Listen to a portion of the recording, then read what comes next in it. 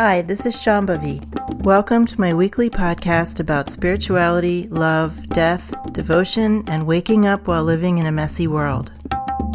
The Satsang with Shambhavi podcast is recorded live each week with students of our nonprofit community, Jayakula. For more information and to find out about attending a satsang, visit jayakula.org. Thanks for listening. Much love to you, wherever and however you are. So I posted a couple days ago about this book that I've been reading called The Art of Gathering, and just how it's been really affecting me and helping me see just like the dynamics of hosting, like being a host and being a guest, that dynamic. And then, obviously thinking about like Shiva as like the host. And I wonder if you could just verse a little bit more about that dynamic more. Mm-hmm. There's a wonderful experience that was expressed by a French philosopher named Jacques Derrida. And I don't remember exactly the words, but he said this in many ways, in many different teachings that he gave, where he said, the guest is always arriving. And what this means is that everything is always arriving. And that when we're being the host, when we're being like Lord Shiva, of course, one of his many, many names is the host. When we're being more like Lord Shiva, we are being ready and welcoming to whatever is always arriving. And we know in many cultures, the idea of the guest or the stranger arriving is something that is really central, that when someone arrives, we would take care of them.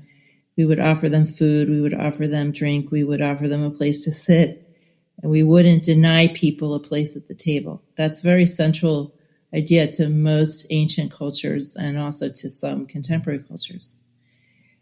When we think of the guest as, in this larger sense, of that which is always coming toward us, we live in impermanence, and there's ever-changing phenomenon, and there's always phenomena coming toward us, and then those phenomena are comprised of wisdom. So there's always wisdom coming toward us.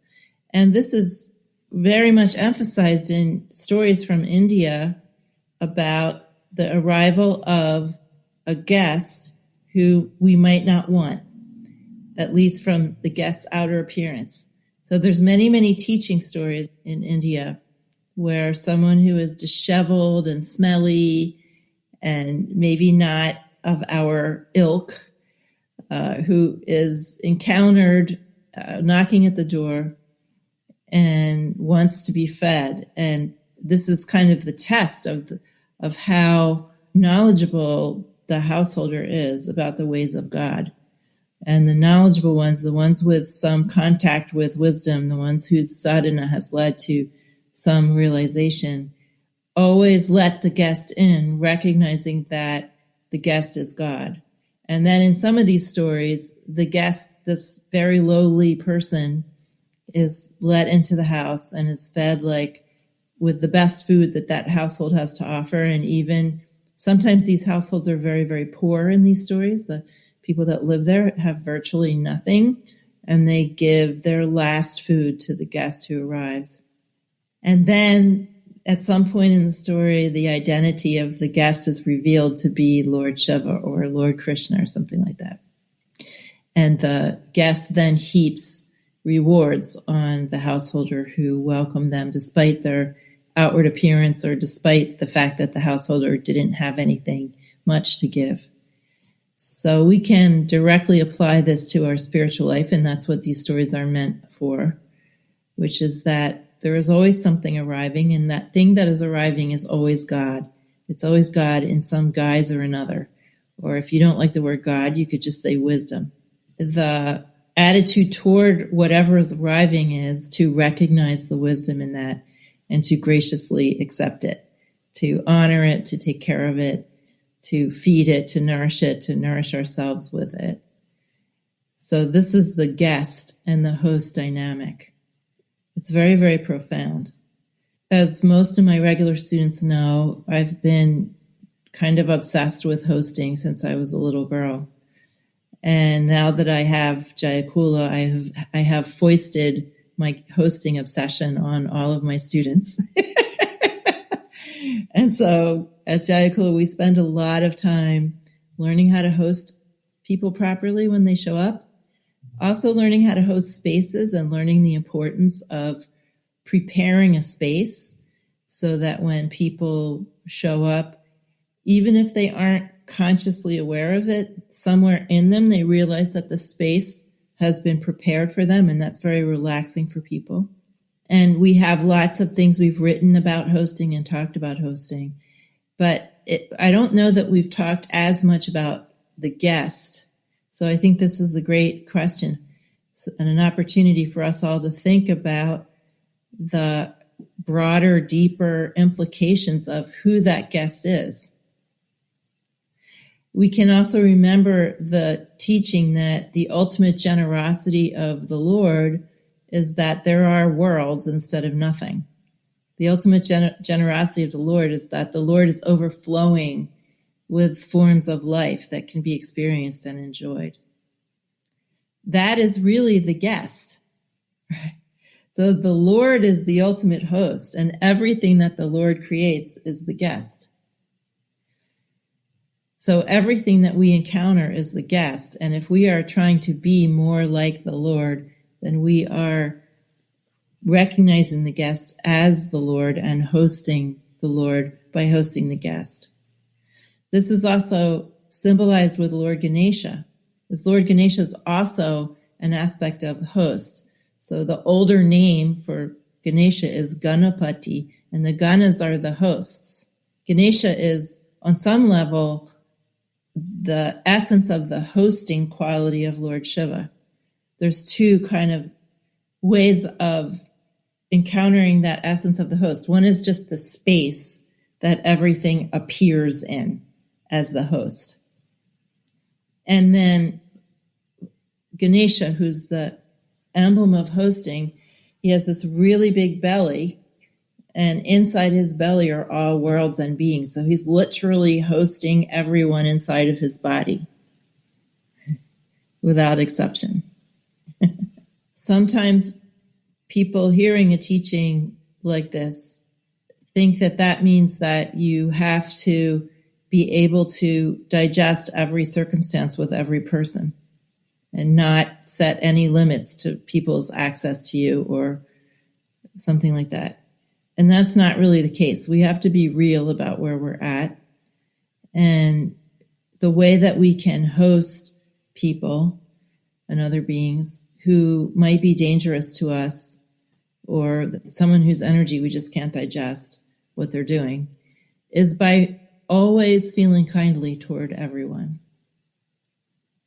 That's the way we can host everyone, even the ones that we can't actually literally be around. That is a tall order. A lot of times, I would say most of the time, we start doing a practice and our lives are still very compartmentalized. And we allow ourselves to indulge in lots of ideas and feelings and behaviors towards others and ourselves that are completely outside of view until we get into teaching or we're doing sadhana or we somehow remember our practice at some point. But then the rest of the day, we feel completely justified in not being in view. And the thing is that when we take on a tradition like this in a sincere way, we are signing up for kindness. We are signing up for kindness toward everyone. Everyone in every single circumstance. I don't care if they're mass murderers. We are signing up for kindness.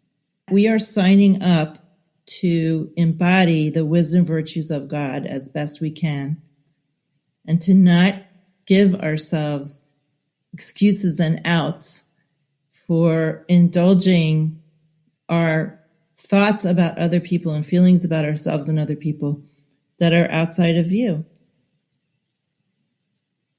So kindness toward everyone is really the ultimate hosting.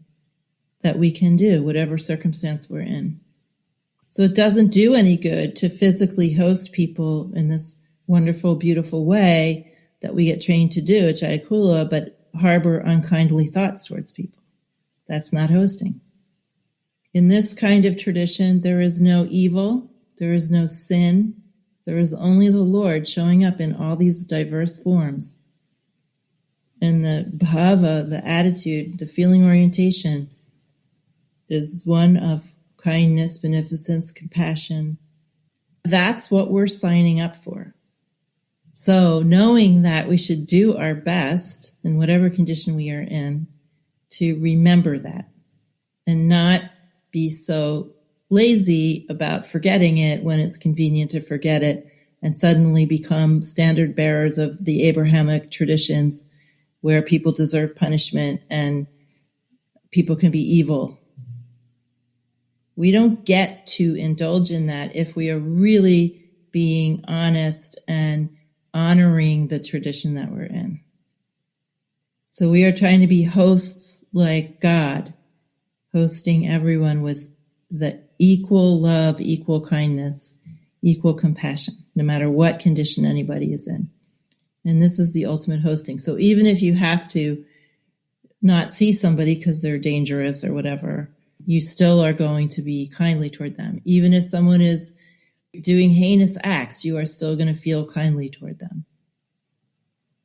You're not going to kick anyone out of your family of beings worthy of compassion and kindness. So please understand, that is what you're signing up for. Nothing less than that. And of course, none of us are doing that perfectly because none of us are totally enlightened. But we are remembering that that's what we are doing. So that even if we fall into the traps of rejecting people's humanity or thinking someone is fundamentally horrible and not feeling kindly toward them, we still remember that that isn't what this is about.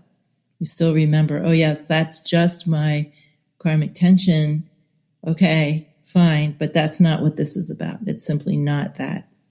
Can you address the kindness aspect in relationship to the violence that's, I think, always been there, but it's been really publicized right now, but the race relationships and like every time I turn the radio, there's like some horrible story about somebody being lynched. It's just horrible, but just discuss that a little bit. Yeah, absolutely. Since none of us are totally realized, we need to think about things like this in a somewhat indirect way because we don't have the consistent direct experience of the kindness that permeates all of reality. So that's how I'm going to talk about this in a relative sense, okay? Someone who is lynching somebody, for instance, they are also experiencing what we call anavamala. That's the central avidya, the central lack of wisdom that we experience, according to Trika Shaivism. And it consists of our feeling of separation. We feel fundamentally separate from others. When anavamala is very profound, we can become fanatics and get into little tight-knit groups of people, or big ones, who wreak havoc on others. And the reason this happens from the perspective of our experience of separation is because everyone, without exception, is trying to reconnect in some way.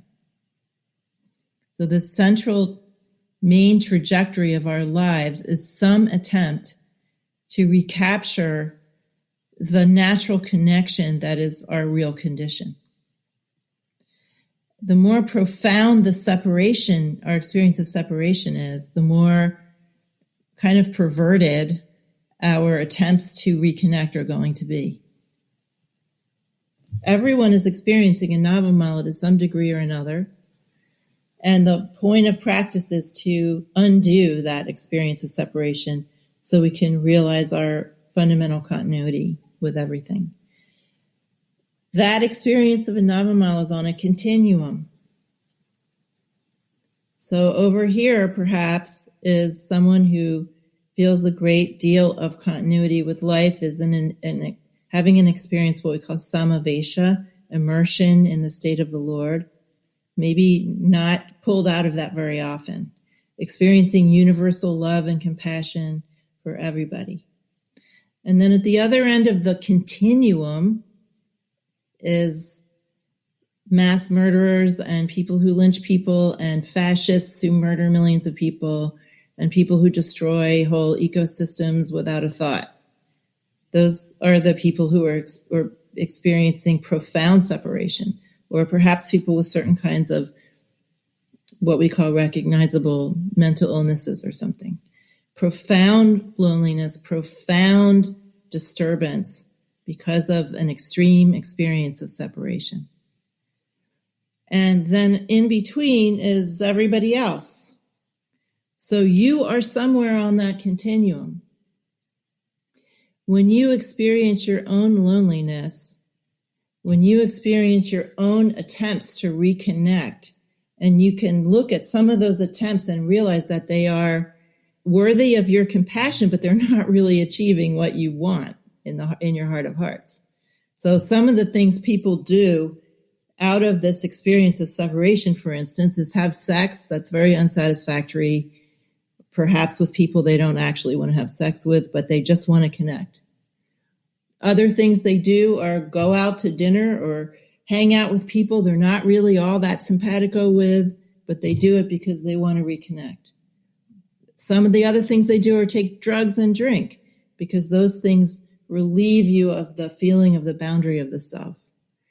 Or maybe they work all the time because they want to feel connected to something and immersed in something, and they don't want to have to deal with their loneliness. Maybe they're a workaholic. And even those are extreme, but every day in pretty much every way, we're all trying to recapture, get back in touch with a feeling of connection. Even if we punch somebody in the face, that's still trying to make a connection. When we realize, when we can see that everyone is trying to connect in some way, right? Hitler was orchestrating the massacre of millions of people, but he was connecting with his henchmen and with millions of other people in the general population. So there's one form of connection which creates a group of people who are fanatically connected to each other and fanatically hurting other people. That's one version of this. So when we can see that we are all on this continuum and that everyone is trying to solve the problem of feeling separate, the pain, the suffering of feeling separate, then we can feel kindly. We can let ourselves develop kindness even towards people who are doing things like lynching. And, you could just ask yourself, would you want to be that person? This is a very profound question. Like if you think of someone who lynches other people, of course, if I say, do you want to be that person? You're going to say no, obviously, because you don't want to be responsible for killing someone. But if you look a little deeper into that, the deeper reason why you don't want to be that person is because you somewhere in you realize how profoundly they are suffering. That's what we need to realize in order to, in an ordinary relative sense, feel kindness, even toward people that are doing horrible things. It doesn't mean that we don't condemn what they do, but we should never condemn another person. Condemning other people, imprisoning people, punishing people is not in line with the view of this kind of tradition. Helping people, trying to take care of people, protecting people is definitely in line with the view. But punishing people for being in an extreme state of suffering is not within the view of this tradition. And the gods of the Hindu traditions in general are not punishing gods. They just don't punish. They are not the Abrahamic gods who are based on punishment and reward. Be good, you'll get a reward. Be bad, you'll get punished. And that seems very, very normal to us, to most of us anyway. But these are not the same gods as we find in the direct realization traditions. It's really, really different. When you have a God who's more of a trickster and an ally and ultimately loving toward you no matter what you do. You may get angry, but you realize the anger is only a play. It's only for your benefit. And it's also important to recognize how much we have absorbed this axis of reward and punishment, and how many of us are just living as if there was an anvil about to drop on top of our head at any moment, because we think we're fundamentally bad or in danger of doing something wrong or bad at any moment, and that at any moment we could be punished. And this is directly related to growing up saturated in cultures of those traditions with those gods.